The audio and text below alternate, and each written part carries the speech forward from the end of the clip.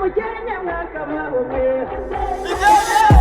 ukinga hongera inyana ubwatsi ukinga hongera inka muzindi ukinga. Reka twakire Dudu, amashyi menshi cyane twakire Dudu. Iriwe. Nitwa Dudu, nishimiye kuba ndaha. Ubundi iri ni ryo banga. Mwabonye abanyarwenya bose banyuza. Gutuza guperformingira meya na gacongo. Abantu nuko babura amahirwe, meya ndashaka akazi. Nakora mu biro, nkoraga kawa ngewe nkorera abakira. Ako ubu meya azi ibintu bibera muri Kigali. Kigali ayoboye, Kigali ngari. Meya ujya ubona ariya amavideo nawe?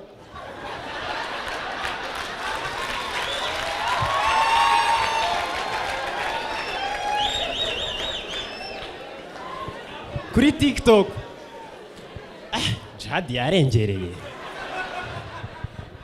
Gusa amaze iminsi ari trend y'ibintu by'amavideo. Naribaje hasohotse video ya Chita. Uziko video ya Chita yasohotse nimubimenye. Ahubwo muri kumufresta ngo ngakugatariyane wakagoze munwa. Gusa nishimye ko waje kudusupportinga nk'urubyiruko, ni ibintu byiza. Na garano hose ubona abayobozi baza mu bintu by'abajene gutya.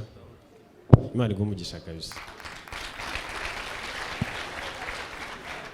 Nahoze ndi backstage nyine, ubundi tumenyereye ghosting abantu bameze nkatwe nyine, abasani nka Bulldog, ku buryo mitanza nkavuga ngo Buda wowe bimeze bitese, nkahita mucangamo n'imirongo ye ngo harakabibi gafite ibintu byinshi byo. Ubundi kwibaza se ndaza navuze nika ngende gake nasohoka ribi intwara. Ubu nitonze ntago ndi buvuge ngo meya ngo bimeze bitese.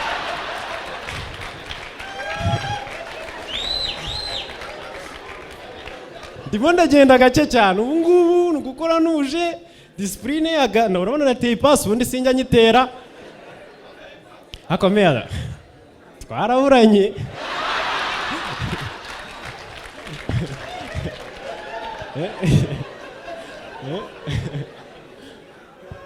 Gusa nishimye meya, ngiye kubwira ibintu bibera mu mujyi uyoboye.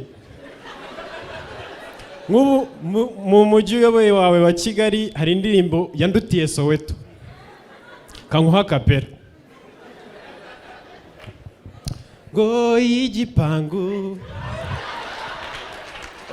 igitsure girutse nk'igikoko wagira ngo ni Rambo yasimbutse igipangu ukuguru kurakonyoka none ari kurira cyane.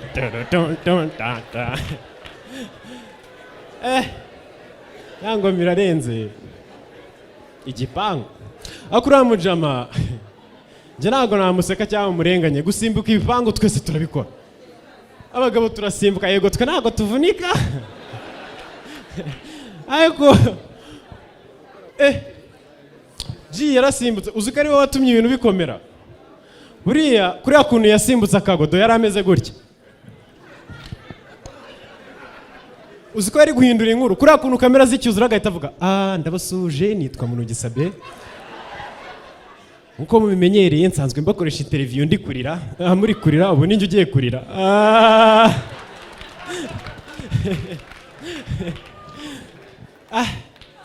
Sabe muri iyi minsi niba uri kurira disi. Ubuse nindo zamuye ikiganiro. Ghetto youth. Ako imbuga ziri kutujagaraza. Ibaze ko ndi umubarista ngewe mba ndi gukora agakawa. Tuntu two kunywa twose ngenda dukora nta kibazo. Ariko nabandi ngo gusteaminga njya kumva mu mutwe ngo weak people.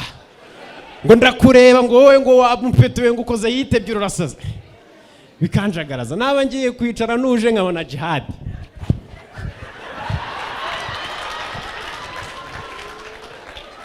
Mwumva biranjagaraje. None iriya boro ya Jihad igisohoka shaho yaratujagaraje. Ye. Narindi backstage ndi kumwe na Alex Mhanji. ngashaka kumubwira ukuntu Jihad afite akabagwani gato mu kigande birananira. Ntamwani Alex kati yoga lako Jihad size to kugireba.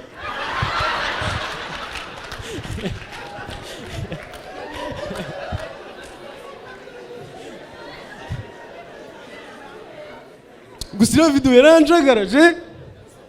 Video yarasohotse. Tujya muri comments. Jihad afite firimbi. Jihad mwemuretse kurenganya. Jihad w'Isilamu zari gusigarana iki? Bira babyita gusevinga mu yandi magambo. Kare agahora ahantu kagira mutazi. Nibanga. Gusa video yarasohotse dutera comment abakobwa cyane ngo Jihad ngo afite abagwani gatoya ngibiki nanjye njya mu bantu ni Jihad ni muto ariko uko iminsi ishira nagerageza kwibyiza ukuri naba ndi koga nakireba nkavuga ni nyamara cya Jihad ni ikintu cy'ikigabo mitanya muri comment no ya Jihad ni munini murakoze cyane